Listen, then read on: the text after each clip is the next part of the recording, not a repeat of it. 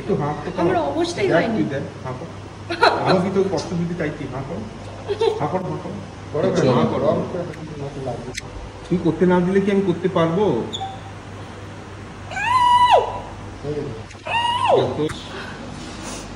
কি হয়েছে এবার? এটা অবশ হবে তো, কিচ্ছু হবে না, রিল্যাক্স করো।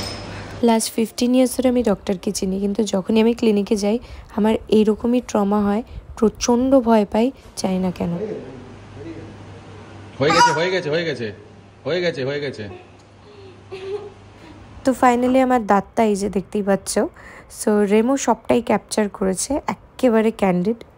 আমার দাঁতটা যেরকমভাবে টানছিল আমার মনে হচ্ছিল যে আমার ব্রেনটা মনে হয় টেনে বার করছে, যদিও আমি নাম্ব ছিলাম, অ্যানেস্থেশিয়া দেওয়া ছিল, কিন্তু তাও মাথায় খুব প্রেশার পড়েছিল। খাওয়া দাওয়া করে মক্সিবি খেয়ে নেবে। এবারে বিকেলের দিকে যদি ব্যথা হয় তখন আর কেট্রল খাবেন, তখন ইমানজিন।